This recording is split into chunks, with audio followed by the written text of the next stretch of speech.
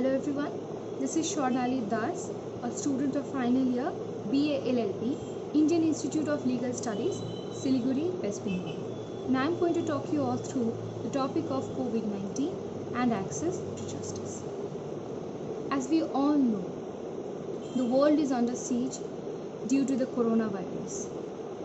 The COVID-19 pandemic has yet again confronted us with the eternal fragility of human beings. Due to the difficult times we are faced with, the entire economy has shut down. People have lost their jobs and there is almost no flow of money in the market. The judiciary is also faced with arduous challenges due to the COVID-19 pandemic. Keeping in mind the overcrowding of the courts during normal times, it would be rather difficult to achieve the idea of social distancing, which is a very important criteria in order to prevent and check the spread of the virus. But justice cannot be denied to anyone, even during the time of a pandemic. What is justice?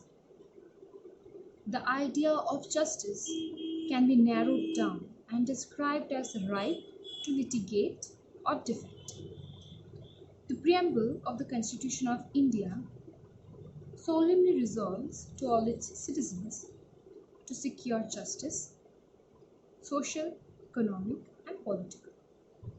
Article 39A of the Constitution of India secures and imposes a duty on every state to secure and ensure the functioning of the legal system to promote justice on the basis of equal opportunity. The courts cannot remain shut for an indefinite period of time. And with no immediate end in sight, the courts had to come up with an alternative during this crisis. They had to come up with a new way to deliver justice during these trying times. The ball needs to get rolling in order to regain its momentum. Appropriate measures have to be taken to ensure the security and safety of every person involved in the legal process. Acknowledging the hardships of the judiciary during these trying times, the Supreme Court of India and the High Courts of our nation are conducting hearing of cases via the platform of video conferencing. They will definitely be faced with roadblocks and issues, but they need to be effectively resolved.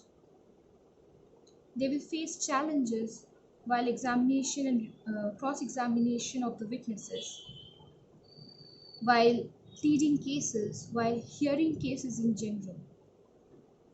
But they will overcome all the challenges that they are faced with. Nonetheless, this is definitely a very good initiative taken by the courts, keeping in mind the chances of increasing number of crimes, especially against women and children, they being the vulnerable group of the society during the period of lockdown. The courts have, however, narrowed down the number of cases on the basis of urgency. Considering the fact that the courts are already burdened with numerous cases, they therefore have shortlisted and narrowed down the cases on the basis of the urgency of the facts. I definitely appreciate the steps taken by the Supreme Court and few High Courts of India. The initiative is commendable.